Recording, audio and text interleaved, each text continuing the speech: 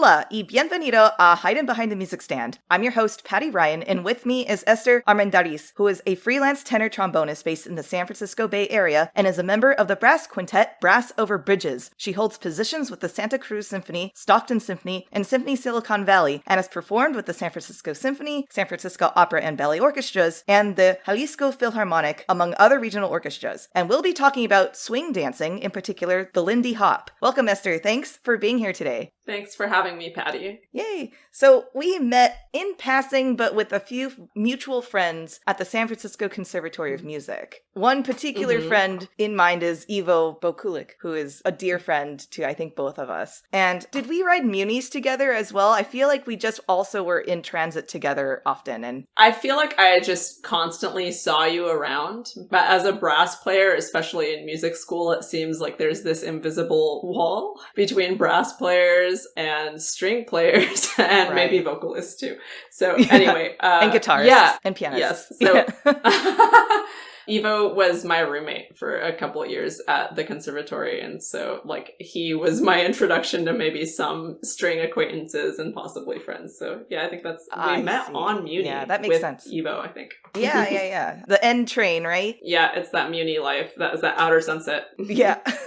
So I recently went to visit San Francisco when I injured my finger while slicing an onion. So I was like, hey, Evo, I just want to hang out. Like, can we do stuff? And he's like, yeah, you can come over. I have this dinner planned with Esther over in Oakland, where she lives now, and it's super fancy. Let's go. And I was like, okay. And you were so generous to allow me to come over and hang out, especially during these like COVID times. And also your house is just like amazingly beautiful. And I just am like, I would love to just sit here forever. Like, it is a beautiful house. As a musician, it's not like I can afford the entire house, although I wish I could. But right. I mean, it's a 5-bedroom house, so split amongst 6 people. I share the master bedroom with my boyfriend. It ends up working out just fine. But yeah, it's a pretty modern house, like kind of one of those multi-level like house on a hill by the Oakland Zoo. I was glad that you were able to come. I relish these hangs that we're able to do at the end of the pandemic with groups of vaccinated people. So yeah, it was really fun. I was happy that you came over. Yeah.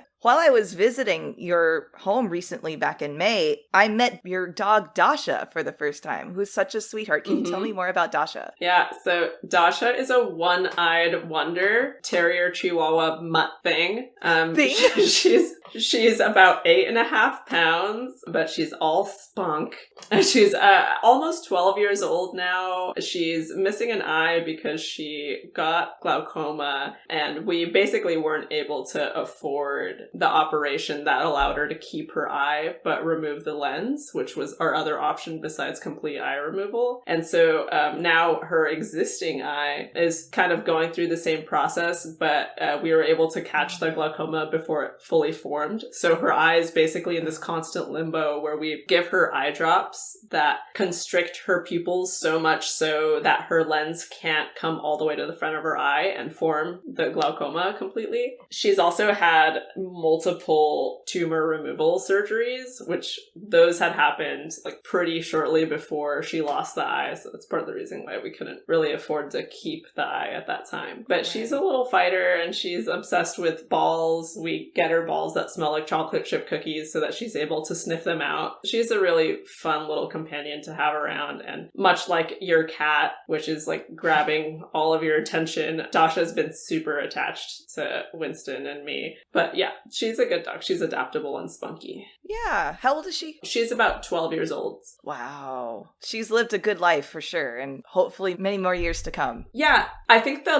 little dogs in general can live longer, so I'm hoping she's got at least a couple more years on her. Yeah. Good. Can you share with us your most insane performance story? Yeah. So right after I finished college, so my graduate degree at SF Conservatory, I moved to Colorado and I lived there for 1 year. I got a 1-year position with the Colorado Springs Philharmonic where I was playing like second trombone / associate principal. Yeah, it was a really fun gig and like a really great first gig out of school. So I was living in a southern part of Denver in this suburb called Littleton. Basically, like a friend of mine's parents were empty nesters there and charged me very little for rent. So I lived there even though the commute was like 50 minutes out from Colorado Springs. So I had a concert that week down in Colorado Springs, and there were, I think, maybe the first like really big snowstorms of the season. Mm-hmm. And something happened with the email lists for the orchestra down there, and like maybe because I was like a temporary member of the orchestra for the year or something, I wasn't on their email list for this schedule change that happened. And so I got a call for this rehearsal that I was supposed to be at for Beethoven 9. They called me about 15 minutes before the rehearsal was supposed to start, but there was this massive snowstorm and I was trying to they told me to try to get down to the rehearsal as soon as I possibly could. Mm-hmm. And so like this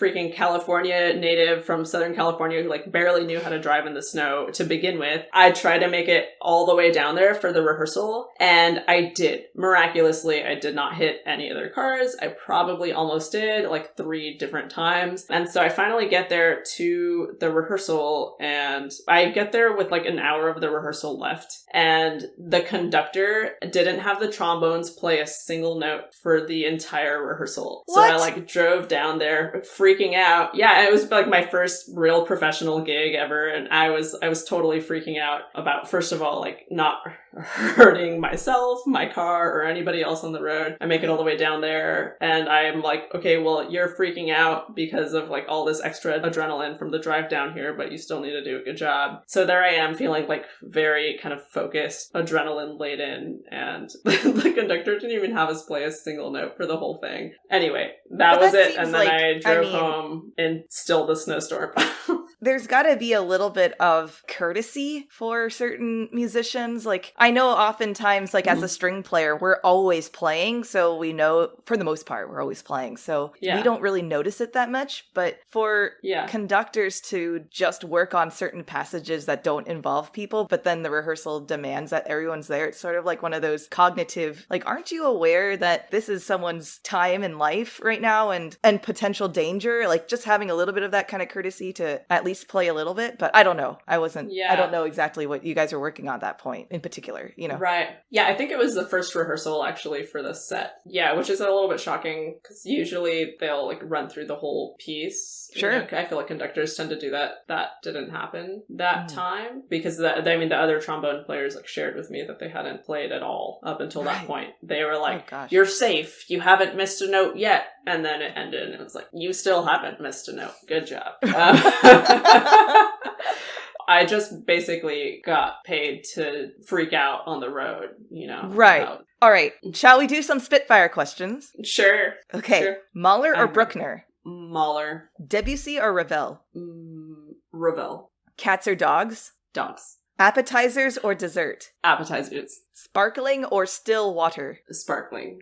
This is the fan favorite question. Alternate universe musical instrument. That one's kind of hard. You know what? I actually really, not specifically to flatter you, but the cello, I think I would go with that for multiple reasons. Like, okay, the sound obviously is so beautiful. Like the way that you can connect from one note to the next, like makes it able to sound a little bit more vocal. It's like a little bit more in a vocal range, similar to the trombone. And it seems like of the different instruments, like the amount of potential injury related to the instrument is not super up there, but you do have to buy another seat on an airplane for it, which sucks. Yeah, I know. That is that is the cost of playing our instrument. And also just lugging it around and walking into restaurants with it and people asking us, like, is that a bass? Is that a guitar? Like, you know, all that stuff. Anyway, early bird or night owl? Night owl. Like, for sure. Okay. Being an early bird sounds appealing, but yeah, I can't do it. Okay. Pandemic guilty pleasure? This is embarrassing. My boyfriend taught me to play Magic the Gathering. Have you heard of that? What's that? Magic the Gathering. It's a card game. It's like a fantasy-based card game. You know how, like, for Yu-Gi-Oh! Or Pokemon, you can, like, buy cards and, like, battle other people? That's a similar premise to Magic the Gathering. It's called called a deck building card game. Yeah, like all the creatures are like these fantasy creatures. Think, I don't know, like Dungeons and Dragons. Is it a lot of role playing at all, or is it? There's no role playing. Yeah, it's just a kind of convoluted card game with a lot of rules. Like it took at least 5 different times, like 5 different playing sessions to actually learn the game. So that's been something that I've learned how to do and has been like a fun thing that we've done together, but also extremely nerdy and somewhat embarrassing. Oh, it's fine. I mean, we were just trying to distract ourselves in any possible way of getting through the lockdown, at least, because I mean, I guess the pandemic. I mean, I've certainly done a lot of, there's been certainly a lot of like binging on Netflix, that's for sure. Okay. Favorite professor shout out? Yeah, I don't know. I have to do a shout out to my private teacher in grad school, Tim Higgins. By far biggest influence on my playing and career. Yay. Awesome. Most inspired musical hero of any genre? Sasha Cook, the vocalist, mezzo soprano. She's done a lot of recordings with MTT and San Francisco Symphony. My favorite recordings that she did were of a Mahler lieder with the Colburn Orchestra, actually. I think they're on YouTube and Spotify. There's a lot of female vocalists. I know this sounds kind of stereotypical in general of female vocalists, but female operatic vocalists who there's some quality of their singing that's just a little bit too much for me. Like where I feel like I'm just like not really sold on like their timbre when they sing, essentially. Or it's like maybe a little bit over the top, but there's something about the way that she sings and the quality of her voice where it's like almost perfect. It's like both angelic and also down to earth. There's something about it that doesn't feel too over the top. It's like the way that she sings, like her voice, the quality of her voice is relatable but still perfect and pure and just absolutely gorgeous. Yeah. Wow, that's awesome. Most transformative performance experience? Probably when I was in college. There are a couple like performances that I had like as a younger player that made me feel more confident in the path that I ended up taking professionally. So I think when I was a sophomore at USC, I got to play on like an orchestra set and it was Pines of Rome. I mean, like that's such an easy piece of music to latch onto. You know, it's like one of those pieces that I think is good to recommend for like new listeners of classical music. And I hadn't really been in the like orchestra world in high school, basically. Like college was more or less my first exposure to it. Playing that concert was so much fun, and that piece of music is just almost magnetic in terms of just like enjoying it as a listener or a player. So that was probably my favorite performance that I've done, my most like memorable performance that I've done. It made me more confident in the career I was pursuing. Yeah. I actually had forgotten slightly. I think we might have overlapped at USC. I think we talked about this recently as well. Mm-hmm. Again, there was always that barrier. Yeah, I graduated in 2013, and I was there for my undergrad, so it was 2009 to 2013. Yeah. Okay. Yeah, we definitely overlapped for a couple years. Yeah. Desert island piece of any genre. This might be a little bit embarrassing, but I actually really like the song Closer by 9 Inch Nails. Mm-hmm. I just think it builds super, super well. You know, obviously it's like a racy song if you're familiar with it. Yeah. But I think it's just like a really, really well constructed song. And like there's a lot of different hooks in the song that develop and are also connected like throughout the entire song. Anyway, I like super dig it. I like never get tired of listening to that song. So I think maybe that would be like, it also like pumps you up. Yeah. So I feel like that might be my desert island song. Yeah, it's good to have some 9 Inch Nails on the island with you. So. Yeah, well, I'd probably be sad, you know, so I feel like that song would, like, counter that pretty well. Yeah, I see. All right, you made it through the Spitfire question round. Congratulations. Hooray. I got out my slide whistle because you're a trombonist, so... Nice, I know, my trombone is like a couple floors down. Yeah. Can you walk us through your musical origin story? When did you discover the trombone? When did you know that that was the instrument that was going to become your career? And walk us through the steps. You know, we already kind of shared a little bit. You went to USC, you went to SFCM, where we overlapped together there. And take us to where you are today. I guess my earliest musical memories are of being like a kindergartner and like wanting to play guitar in like the group of first grade guitar players who like went to nursing homes and sang Christmas songs over 3 chords, you know. My first like main exposure to music, I think, was like in the 4th and 5th grade with like music appreciation courses. And then I begged my parents for like a crappy $100 keyboard and basically downloaded like pop songs from the internet that I could find and would like play those. I can't remember when I learned to read music, but that certainly like helped accelerate my ability to read music, was just like trying to learn those songs on piano. Started taking piano lessons when I was, I think, in the 8th grade, which is also when I started band. And so my middle school was 6th grade through 8th grade, so I was like in the graduating class of the middle school. But my older sister, I have one sister who's 3 years older than me, she basically saw that I was really into just music in general, and she said that I should join the band when I was in 8th grade. And the band was actually like quite strong. I think it was the strongest one in the entire valley where I was, if not one of the strongest. And so I joined in LA. What part of Southern California did you grow up? I grew up in the Palm Springs area. Okay. The town is called Indio, but it's where Coachella Fest is held. That's sure, kind of its claim to fame. I've never gone though. Anyway, that at the middle school there, I wanted to get away from the 6th graders and beginning band as quickly as I possibly could.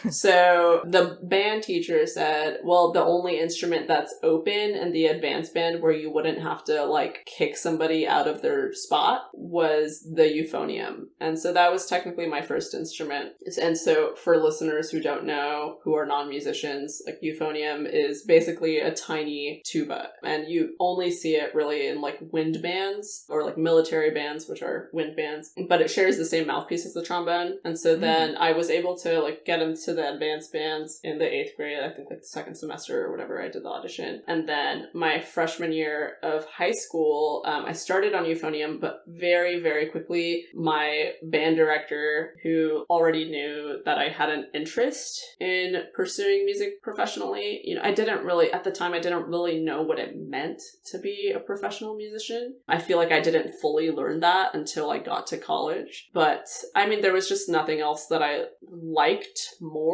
That I felt like I had other options, I guess. Like I was a total school nerd and I like did well in most of my classes except like chemistry and history, which, you know, I felt like I had a struggle to stay awake in those classes. I like knew that I wanted to pursue music seriously and probably professionally, even when I was like 13 and 14. And so my band director knew that, and he said, well, you can't play the euphonium if you want to be a professional musician. Yeah. Unless you like try to be basically at the quality of like a soloist, because you can only win jobs in military bands to make a living. And at first I was like, screw you, like all the good solos in the wind ensemble are for the euphonium. And I think that year we were doing Lincolnshire Posy by Percy Grainger. If you're familiar with that piece, the wind band piece, really, really fun, like, and so many great melodies for the euphonium in that piece. And I think we did like whole first suite in E flat, same, like lots of great solos for the euphonium. And so I was like,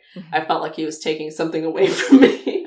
Then I think there was like a guest director who came in, like an honor band director or something who came in, and he literally got this honor band director to come and talk to me and tell me that I couldn't play the euphonium and I had to switch to trombone. And so finally I was like, okay, you guys, like now I'm sure that you guys are both smarter than me, you know, being like a cocky, stupid 14-year-old. And I was like, okay, I guess I need to do this. So I did. And it wasn't too bad. Like the mouthpiece is basically the same, and once I learned to like move my slide quickly from one position to the next, it was fine.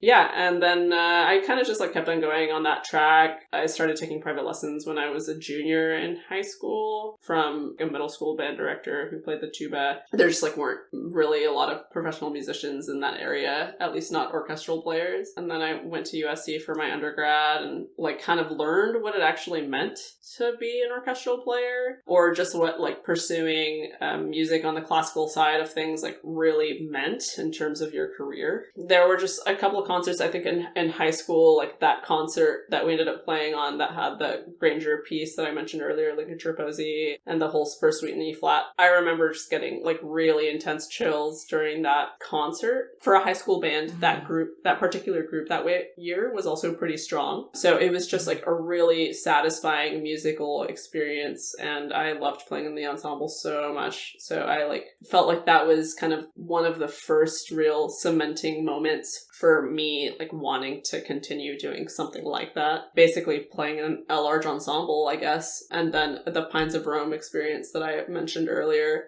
felt similar to me when I was at USC, like kind of another milestone, to the point where I was like all of my like dorm friends at USC who like didn't know anything about classical music. I was like, you need to listen to this piece. And then I was like playing like the second movement for like everybody, and they were just like, yeah, that's cool. Like, it sounds like movie music. Okay, well, that's something. It's better than nothing, I guess. Meanwhile, I was like, yeah, because for them, anything classical sounding is going to be movie music to people that don't actively go and listen to classical music, I bet. Right. But they still seem to enjoy it, which I guess made me feel a little bit better about like pursuing a career in classical music. Yeah. So yeah, that was kind of it. And then I just kept on going. What was your decision to go to USC? Was it mainly to pursue performance degree in trombone performance, or was it undecided, or? Right. So I signed up as a music major, but I also, with like the encouragement of my mother, kept things open to a second degree. I guess more so like as a safety, but also like just to make the most of my time at the school. Sure. Because tuition is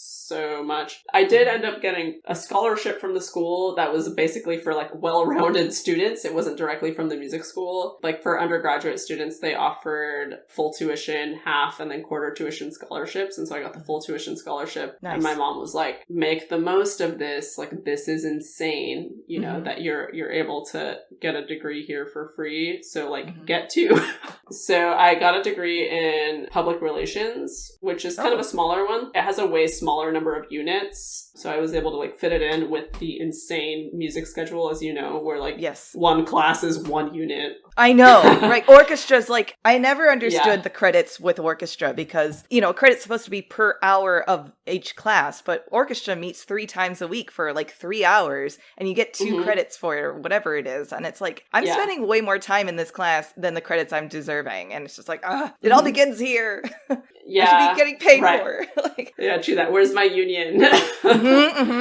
Yeah, I knew I wanted to go into like a music major, but I also like took another major, which I guess was helpful in some ways. Like, it helped me get like certain student jobs more easily, and like maybe with some promotions that I've had to do with like the brass quintet and stuff like that, it's been kind of helpful. But I haven't actually done any real jobs that are in the field of public relations. I know how difficult the music degree is at USC, and I think it's inspiring to hear that you were able to do 2 of those degrees simultaneously. So congratulations for that. You definitely got your money's worth. It was or someone insane. else's money's worth, maybe.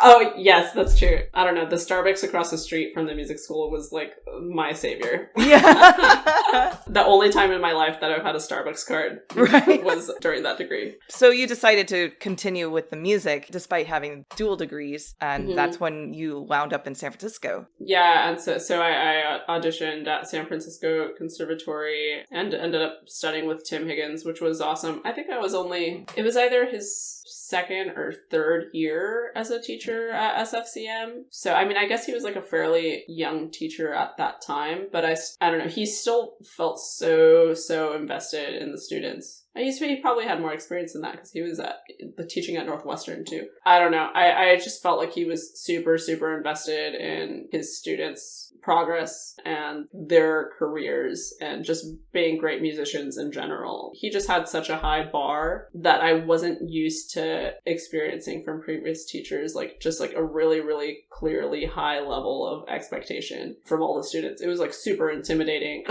But also extremely valuable, and I still think about lessons here and there that I had with him when I am freaking practicing like on my own. Just like, oh, this is what he would say if he heard me playing right now. That sort of thing. But yeah, so I went there, and it was a good place to be. You know, a totally different scene from USC, as you know, like super tiny and isolated. I mean, I guess you can think of like the music school at USC as a sort of conservatory style, but you could at least get away from it. Yes, true. Yeah.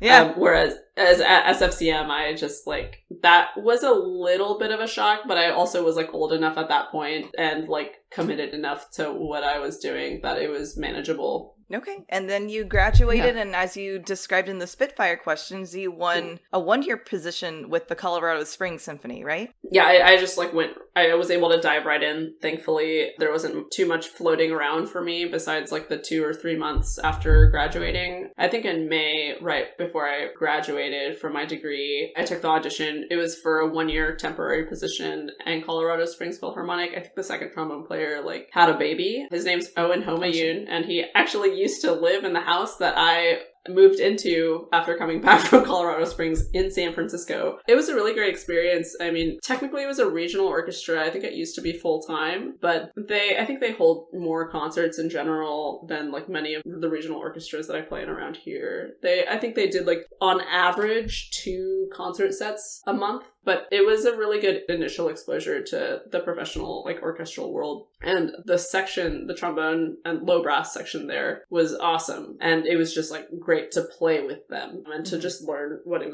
meant to be, to just, like, be a solid section player. So, yeah, that was great. And then after that was over, I moved back to the Bay Area, moved back to San Francisco specifically. The summer before I moved back, I auditioned for Stockton Symphony for their second trombone position and managed to win that audition, which was also fantastic. Another really, really great low brass section. And then it kind of every new year I was able to acquire a new position, basically until maybe a year before the pandemic hit. So like the next year I auditioned for Santa Cruz Symphony. That was their principal spot. Managed to grab that. And then the year after that I auditioned for the second trombone spot in Symphony Silicon Valley. Managed to grab that spot. So I have 3 regional contracts in the Bay Area, and it's been really lucky. Like the sections have all been really great people, really great players, and generally like healthy relationships within the orchestra between like admin, conductor, orchestra itself. Yeah. For the most part, it's been really nice that way. If it were any different, I like might be jaded in some way. And that's so easy for that to happen too. I mean, I thank you for bringing that point up, because it's not just about the relationships between your colleagues on stage with you. It's a trickle down effect. If things aren't going well between the orchestra members to the administration to, it's a whole organism. Yeah, absolutely. So how did you join Brass Over Bridges? It was an organic start.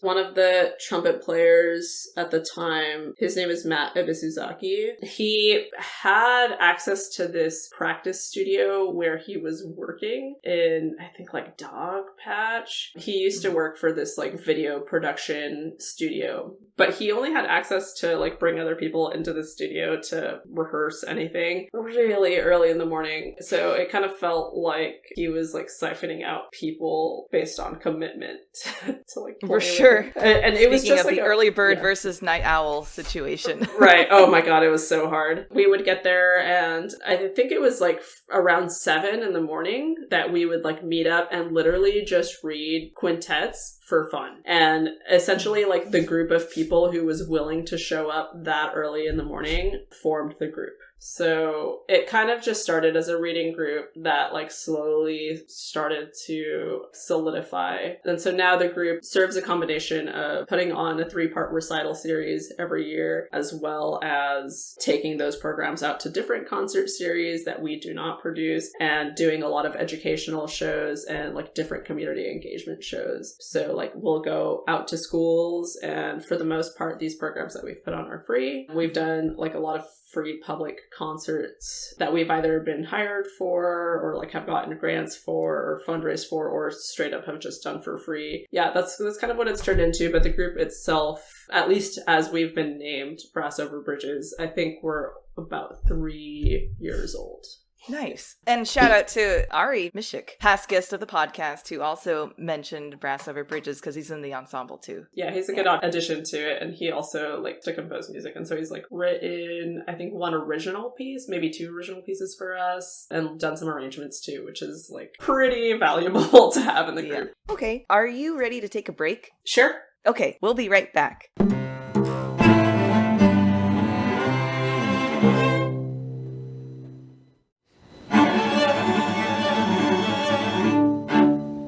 Welcome back from the break. So, how did you get into swing dancing? I think I was a sophomore at USC, and I took an elective class. Like, they had a ballroom dance class at USC. Did you take that when you were there? No, that's awesome. I didn't even know it existed. It was cool. They take you through like lots of different styles of dancing, but they include swing dancing and like salsa dancing, which like some of the most like popular social dances. I always was just like really into dancing in general, but never like learned it in any kind of structured way. I have memories of just like, I'm sure a lot of people do, of like being at like cousins' weddings or like being at some like family party, and like some uncle like literally just forces you to dance and like teaches you some like basic 2-step thing. And I don't know, but I like actually really enjoyed doing that as a kid and was super into it. Like knew I probably wasn't a very good dancer, but like enjoyed doing it anyway. So like whatever, I took a ballroom dance class when I was in college, and then I don't remember if I had a conversation with somebody about it, but I had a friend, a flute player at USC who you maybe know. Her name is Rachel Mellis. She introduced me to like this swing dancing like club and like school that was near Manhattan Beach. I can't remember the exact name of the town. Oh, okay. Yeah, so shout out to Rusty Frank. She introduced me to swing dancing at this place, and so I went and was like super into it, did like the intro lesson, and then started taking classes. And so throughout my time at USC, I wasn't always able to like take a class because they would always be on the same day every week, but I was able to like take classes with some regularity, or at least like be able to go out like social dancing every now and then. And of course, like the style, there's different styles of swing dancing, and I think the most popular one in general is called Lindy Hop. It has to do with like when like the back step takes place, or like whether or not there's like a triplet subdivision in the step that you do. But honestly, the only one that I really know how to do is Lindy Hop. That's where I started with that. In preparation for this episode, I looked up the origin of the Lindy Hop.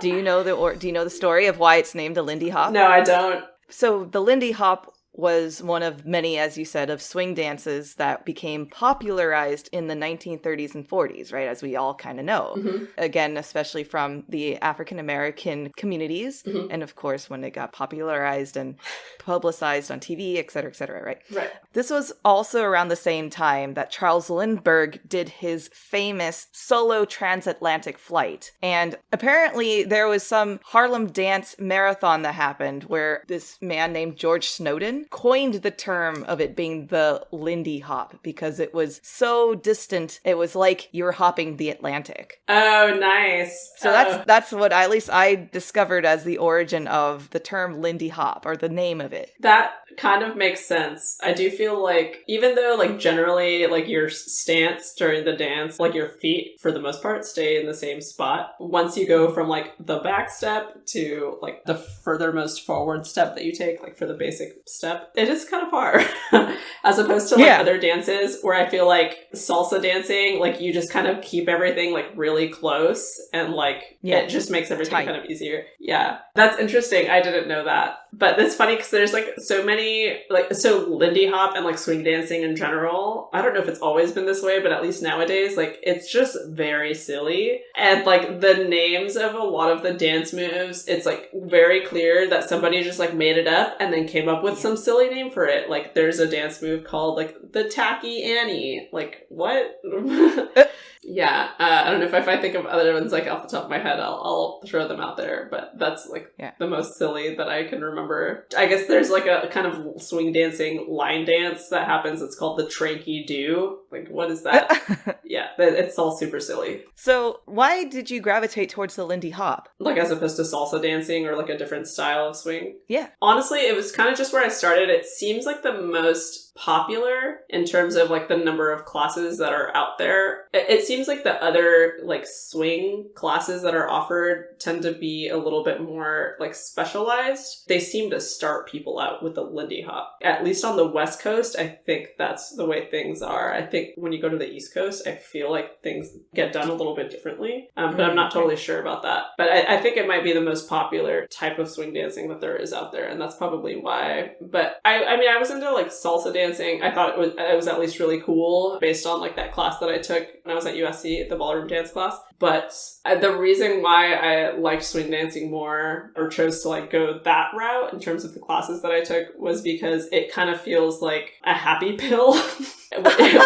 When you like go out to do like social dancing for like Lindy Hop, first of all, there's like a little bit of a nice sort of culture in terms of like avoiding creepiness when you go out to dance. There's sort of this unspoken rule that you shouldn't dance more than like 2 songs with the same person before asking somebody else for a dance, which is kind of nice and makes it like low pressure in terms of like, you know, if you meet somebody where you're like, oh, that person kind of sketches me out. Like, I don't want to see that person the entire night. That part is nice. It's also just like, it's basically big band music the whole time, which is like super like bright and like cheesy and in general just like really happy music. There's not a lot of darkness in a big band music, and the dancing kind of reflects that. It's like really kind of happy. It's kind of, I feel like it's hard to swing dance like for anyone without a smile on their face.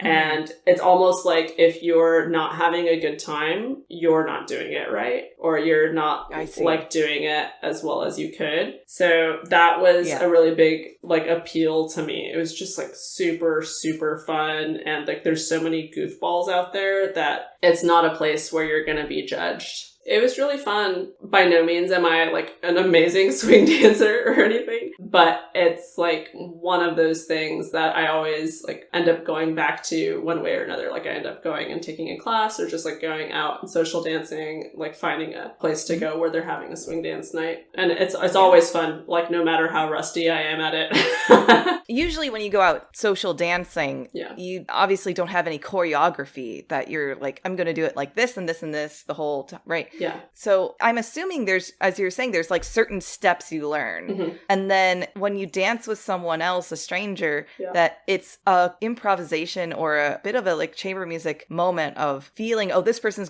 about to do this move. So I know what to do, or I want to, is that kind of the dynamic that happens? Yeah, definitely. In terms of like the way that it all works, it does relate to music a lot. So you do learn like different steps or moves, and you learn the same ones as a leader and a follower, which is kind of how it works. Like, right. So it's a partner dance for the most part. And there's a leader who is traditionally male, although like there are a lot of like really experienced female dancers who also know how to lead. And then there's followers that's usually danced by the woman or whoever wants to be a follower. And so whoever's dancing lead kind of makes the decisions as far as like what moves to like take the follower through. But the steps are all like, they've almost all been done before. I don't think I've ever like danced with somebody where the leader literally was just like making something up completely on the fly, although sometimes it has felt like it.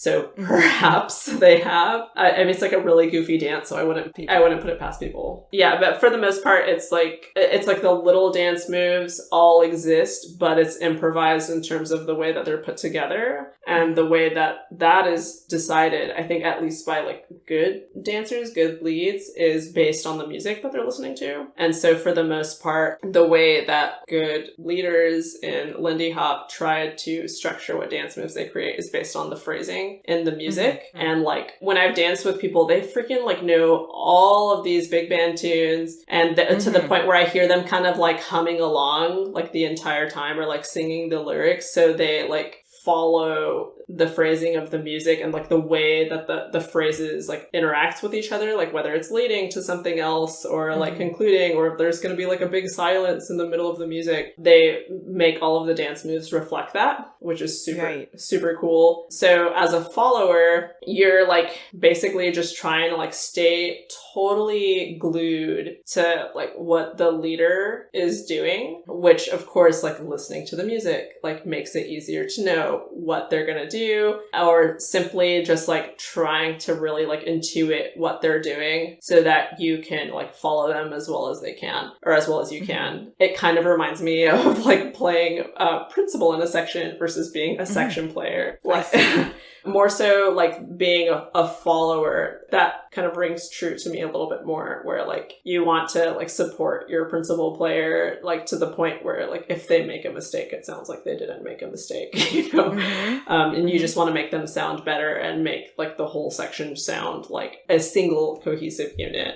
In swing dancing, I think a lot of social dancing, the job of the follower is to like make whatever the lead is deciding just flow as effortlessly as possible. A part of that can be like stylizing what you're doing. I feel like a follower has a little bit more room to like stylize the dance moves as opposed to keeping them more bare bones. But I will admit that's probably like the thing I'm worst at. Well, yeah, I guess do you mean flourishing, just like kind of adding little ornaments at the tail end of, I'm using my hands right now to try to gesture things, but that's what you mean, right? Kind of like ending things with an extension in your frame, or extension in your extremities and something like that. Or adding like little kind of extra steps, or like angling your feet a certain way instead of just going like straight from point A to point B, adding more curves to what you're doing or extra steps. And again, like a lot of that, the sort of like stylizing or flourishing that we're talking about, it's basically never new either. Like that's something that you get taught as well, is how to like stylize your dancing. But yeah, it's essentially, you can essentially think of it as like flourishes of what's happening. It's like adding stuff to the bare bones of the steps. Yeah. It might be difficult to do, and it might be easier just to direct someone to YouTube. Yes. I was like, I know I've seen it before, but could you briefly describe how the Lindy Hop works, or the steps or tricks that people do? Because it's a pretty athletic dance. It can be, yeah. I think as far as like bigger tricks where like people are being lifted up into the air, which is I think what a lot of people like picture swing dancing to be, is like being this acrobatic thing. I think only like extremely seasoned dancers who also like are dancing with the same partner for a really long period of time, like they're the kinds of people that you see like being thrown into the air, because they like have developed like that strength of collaboration and also sense of trust and like expectation of each other, so that they can pull it off without like hurting themselves. But like the basic step for Lindy Hop, which is what like almost all of the dance is based on, is actually a 6-count move, even though basically all the music is in 4, or like divided into 8. So like at least a follower, you like step forward with your right foot. You have like your right foot and your left foot in the same spots, like your right foot kind of in front of your left foot, and you step with the right foot where it is, and then you step with the back foot, leaning your weight where it is, and then you bring your right foot back behind your left foot and sort of propel yourself forward. So like that's at least how like you get taught the basic step when you start out, but really like all of the dance moves, which extend, almost all of them extend from that framework, they technically start with that sort of propelling step where you like push back from your right foot behind your left. And I think that propelling, that as well as like the tension that you feel in pushing and pulling against your partner, gives you the ability to like do these different moves that make it more like swing dancing, where you're being like swung around, you know. It seems kind of crazy, but essentially like your connection with your partner is like a rubber band that's constantly like flexing. I was just thinking that. It's constantly flexing outward or inward by like always having some tension either being pulled or like pushed against each other. That's basically how it can happen, and also how like the communication of what dance move is happening happens as well, right? Like a leader either pushes or pulls from the follower, and so then they can feel the movement or that like communication of movement from the leader with the tension that's happening. Because if everything's like too kind of loosey-goosey, like you can't really feel anything. The moves can't be communicated. And so most of it happens like with the hands, you know, like pushing and pulling with the hands, and sometimes like the back as well. I guess often the back. So most of the moves are 6 count, but then like Lindy Hop has a lot of Charleston like embedded into it, and Charleston is an 8 count move, and that's like the, I think, the swing dance move that everybody pictures, where it's like jazz hands, like people like kicking their legs up in the air.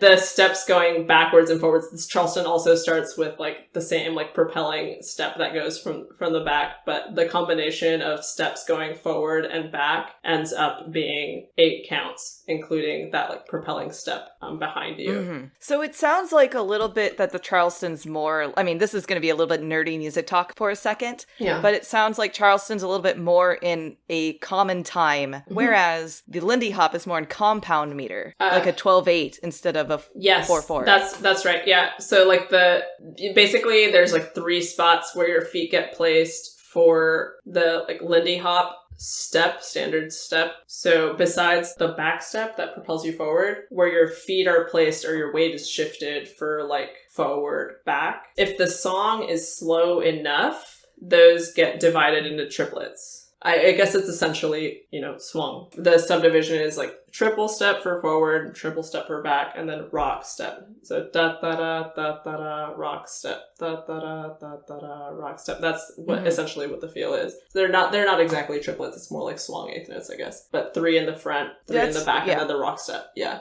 Right. So obviously, as you've mentioned, the music is the integral part of this dance. Like you can't really do a Lindy Hop without, or any swing dancing, or any dancing without music. Or the knowledge, as you were talking about, the phrasing of the song. Yeah. Being a musician yourself, do you derive anything from your experiences being a musician to your dance? Or does the dance inform any of your musicianship? Yeah, definitely. I think it goes both ways. For the most part, I think that being a musician influences the dancing more than the other way around. But that being said, I think sometimes it does go the other direction as well, especially if I have been actually doing a lot of swing dancing. But like the way that being a musician influences swing dancing is being a better follower by listening to the music. It helps with the anticipation of what the leader is like trying to do with whatever steps, but it also like allows me to like reflect it in whatever ways that I can take liberties, like with styling, or just like really just being more cohesive with like the lead and like reflecting the music as best as possible, which I kind of feel like is like the whole point of it. So yeah, it helps in that way, just like those listening skills, having a good sense of rhythm obviously helps in general with dancing.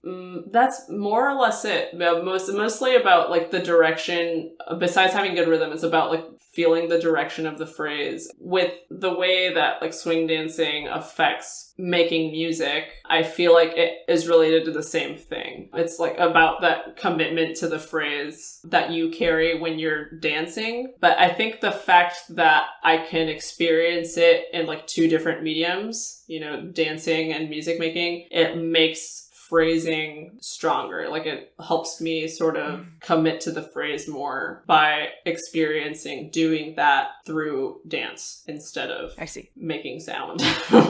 Yeah, so it's like the concept of the longer phrase and the longer trajectory of the song rather than, I feel like oftentimes, especially students get trapped in the bar by bar rather than thinking of the hypermeter or the longer phrases. Yeah, and how they're connected to each other, like you were saying, like the direction for an entire piece of music rather than like just the single phrase, what happens at the end of the phrase, you know, or like what is its role in like the larger piece that you're playing. Yeah, it definitely goes both ways, but I feel like being a musician is more helpful to my dancing in general than dancing is to making music. I see. Mm-hmm. Do you have any fun outfits that you have when you go swing dancing, or do you just go in your normal street clothes? Okay, it seems like the standard, at least for like, followers and like I guess women, is wearing keds. Especially really? white like ked lace-ups. That's like something that most swing dancers wear. I think it has to do with like the sole of the shoe. It's just it's not super like sticky, but you're also like not gonna totally slip and fall, and it also kind of like the style like looks a little bit 40s 50s, but other than that, not really. There have been a couple times where I've like worn something that seemed to like fit the style a little bit more, but for the most part I just kind of like get ready for like an evening out where I feel like my skirt's like not gonna fly up completely if I get spun too fast. Sure. But that or bicycle shorts. Yeah. right. Yeah, that's actually the solution, but not too much. Yeah, there are definitely a lot of people who do go all out though, and it adds a lot of like flair to the night when there are people who are like dressed up like that and going all out. Yeah. Okay. So mainly, of course, with dancing, the most important piece of equipment are your shoes, and it sounds like there's some advice that like women are given in terms of or just people with long hair to like not have their hair in like a high ponytail, because when they get spun around, their hair will just like flip the lead in the face. So that's funny. Yeah, so like low ponytail is fine, but usually people with long hair will just like do something other than a high ponytail for the sake of their dance partner. Yeah. Okay. Funny little courtesies of swing dancing. Mm-hmm. Nice.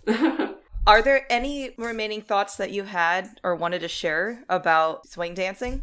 Just that if you're listening to this podcast and you are just at all interested in like ballroom dancing, whether it's like swing or salsa or like whatever other type of dance, to just like go for it. Especially swing dancing, there is like so much goofiness involved, but honestly that's like part of the point. So, you know, there's just absolutely like no shame in just going out there and having fun. It's kind of just like a hobby or something to do, much like anything else, whether it's like board games or cycling. I feel like everyone I know is into cycling around here.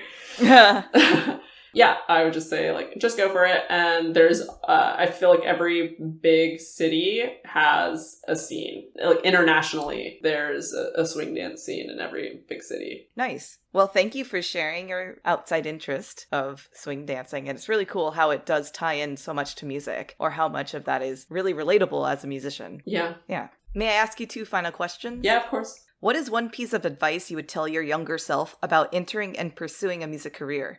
I've always had a tendency to sort of dive into the technical over the musical. Mm-hmm. And I think that even though they're like totally related, like if you only focus on technique, you don't have music. I would give myself the advice as a younger player to always prioritize making music and not just good technique or being like technically good. And then the other thing is just to be willing to take more risks, or just not be afraid of embarrassment, to just go for it, because life is so short. Like, and in music, like, what's the worst thing that's gonna happen, really? Like, you might sound bad, like you're basically the only person who like will be strongly affected by that and like really care. So like so just like going for it. That's kind of it. Music first, and just go for it. Yeah.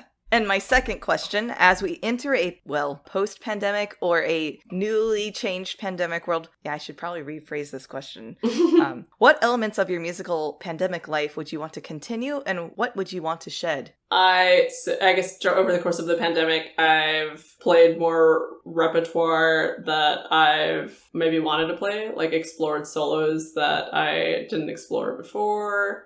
For not all of the pandemic, but certain periods of the pandemic, I was practicing more than I did when I was fully gigging. The benefits of that are just so great. Things that I want to keep are maybe just playing more solo rep in general just for fun, and also just making sure that I am practicing as much as I want to be practicing, even if that means shedding other things in my schedule. Things that I want to get rid of forever are not playing with other people.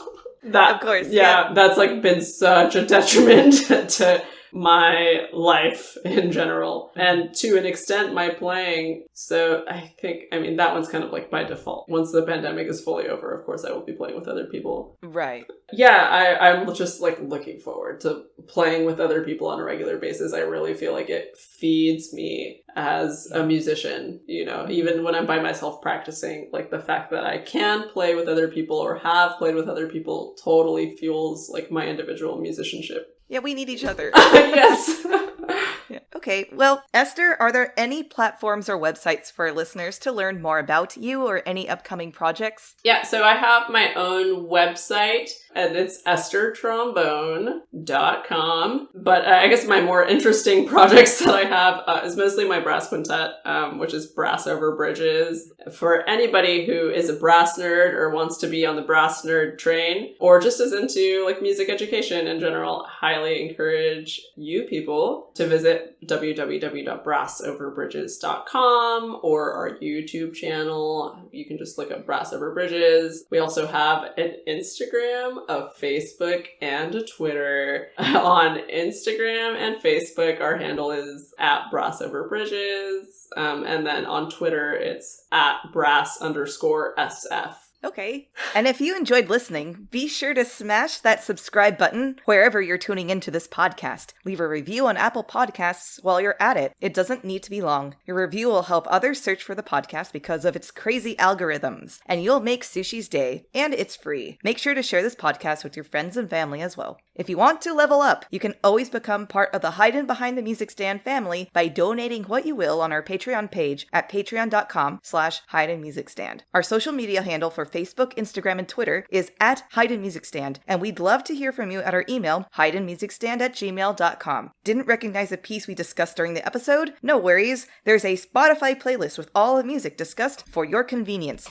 The link is in the description of each episode. Esther, thank you so much again for taking some time today to be on the show. It's been such a pleasure to see each other in last May, but also reconnect since then. Yeah, absolutely. This was really fun. Thank you so much for having me. Yeah. And thanks for listening. Sushi, say bye.